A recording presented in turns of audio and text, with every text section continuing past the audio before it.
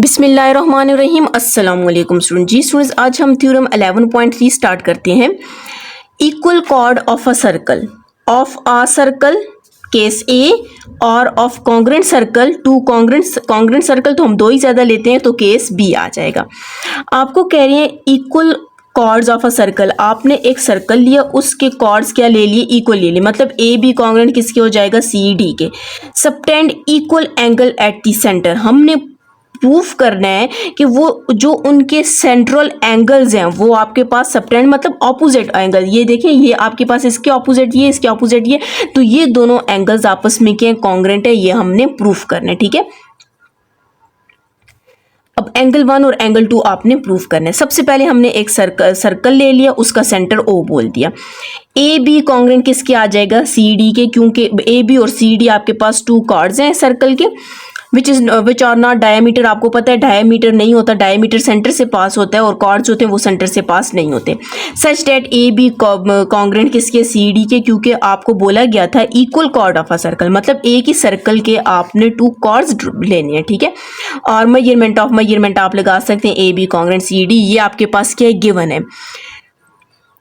Are subtend angle 1 और angle 2 इसके क्या सेंट्रल्स पे सेंट्रल एंगल्स हैं। ठीक है, और आपने प्रूफ क्या करना है कि जो इनके अपोजिट पे जो इनके सबटेंड एंगल्स हैं वो आपके पास क्या इक्वल हैं, मतलब एंगल 1 कॉन्ग्रेंट एंगल 2 हमने प्रूफ करना है। अब कंस्ट्रक्शन है, कंस्ट्रक्शन में आपने क्या करना है, join O to A, O to B, O to C and O to D आपके पास ये हो जाएगा। और यहाँ पर हमने साथ में यहाँ पर बोल दिया, अगर ना भी बोले तो कोई फर्क नहीं पड़ता। आपको कह रहे हैं ये सारे जो आपने ज्वाइन किए ये सारे आपस में क्या इक्वल हैं, क्यों इक्वल हैं, क्यों कॉन्ग्रेंट है, क्योंकि ये एक ही सर्कल के सेम रेडियस हैं। ठीक है, अगर देखा जाए तो आपके पास सबसे इजी यूनिट ये वाला 11 यूनिट है। इसमें बहुत इजी आपके पास थ्योरम्स हैं, सर्कल्स के थ्योरम्स हैं और सब में अपोजिट वैल्यूज आ जाती हैं। फर्स्ट वाले में आपने देखा होगा हमने क्या प्रूव किया था, कॉर्ड प्रूव किया था। सेकंड वाले थ्योरम्स में जो 11.2 था उसमें हमने आर्स प्रूव की थी, और जो आपके पास थर्ड है इसमें हम क्या प्रूव करेंगे, एंगल्स प्रूव करेंगे।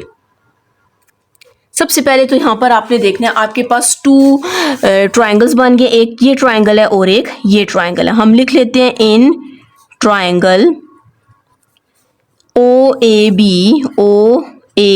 B correspond triangle O C D. अब हम लिख सकते हैं ओ ए कॉन्ग्रेंट ओ ए कॉन्ग्रेंट ओ सी। अब ये दो क्यों कॉन्ग्रेंट हैं, क्योंकि ये एक ही सर्कल के टू रेडियस है। आप लिखेंगे reason, radii of same circle. फिर इसी तरह O B congruent O D है, ओ बी का कोरिस्पॉन्डिंग रेडियस कौन सा है, ओ डी है, तो ये भी आपस में कॉन्ग्रेंट है। और रीजन आपके पास क्या है, एक ही सेम ही सर्कल के टू रेडियस हैं। फिर आप लिख सकते हैं आपको गिवन में बोला गया था कि टू कॉर्ड्स इक्वल हैं, टू कॉर्ड्स इक्वल हैं तो इसका मतलब A B congruent C D है, A B congruent C D. आप यहाँ पर इसका रीजन लिखेंगे, ये आपके पास क्या आ जाएगा, गिवन आ जाएगा। ठीक है, तो इसका मतलब है ये दोनों ट्रायंगल्स आपस में कॉन्ग्रेंट हो जाएंगे, O A B congruent triangle O C D के। ये आपके पास 3 साइड्स हैं तो आप लिखेंगे side side side congruent side side side. अब आपने प्रूव कर दी ये दोनों ट्रायंगल्स आपस में कॉन्ग्रेंट है, तो इसका मतलब है इनकी कोरिस्पॉन्डिंग एंगल्स और कोरिस्पॉन्डिंग साइड्स भी कॉन्ग्रेंट है। तो अगर आपने देखें तो आपको प्रूफ में एंगल चाहिए तो हम लिख देंगे एंगल 1 कॉन्ग्रेंट एंगल 2। एंगल 1 का कोरिस्पॉन्डिंग एंगल 2 है और एंगल 2 का कोरिस्पॉन्डिंग एंगल 1 है, तो इसका रीजन आप लिखेंगे corresponding angle of congruent triangle. तो यही चीज आपने क्या करनी थी, प्रूव करनी थी। आपको सिर्फ बोला गया था टू कॉर्ड्स कॉन्ग्रेंट है, तो आपने प्रूव करना है उनके जो आपके पास उनके जो सेंट्रल एंगल्स हैं वो भी आपके पास क्या है, कॉन्ग्रेंट है, तो हमने प्रूव कर दिया। अब इसका केस बी है। केस बी में आपके पास टू सर्कल्स आपने लेने, ठीक है, हमने 2 सर्कल्स ये ले लिए, ठीक है। उसके बाद इसका गिवन आ जाता है 2 congruent circles with centre O and O prime. 2 congruent circles हैं, उनके centre O and O prime आपके पास, हैविंग 2 इक्वल कॉर्ड्स, उसके कॉर्ड्स आपस की क्या इक्वल हैं, और कॉर्ड्स को क्या नेम दिया हुआ है, ए बी और सी डी का नेम दिया हुआ है, और ये दोनों आपस में क्या कॉन्ग्रेंट है, हमने लिख लिया कॉन्ग्रेंट है।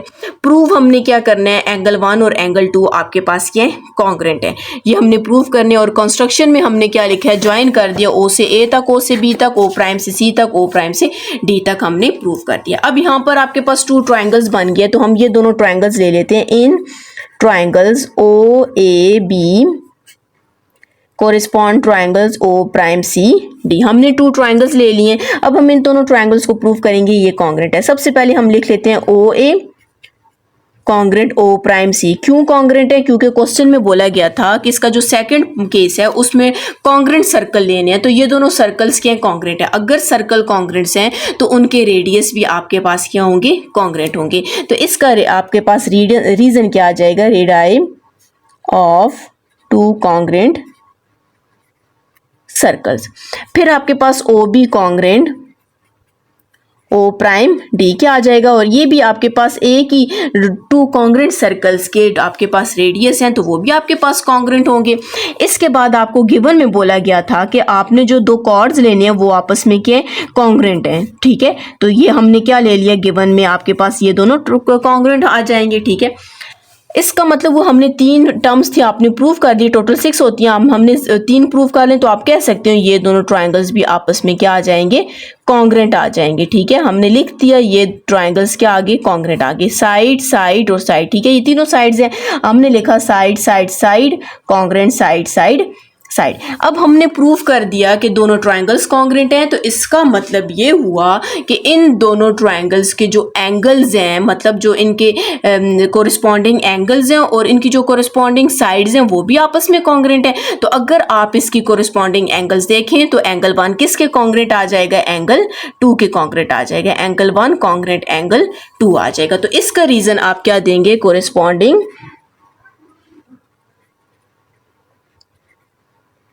corresponding angles of congruent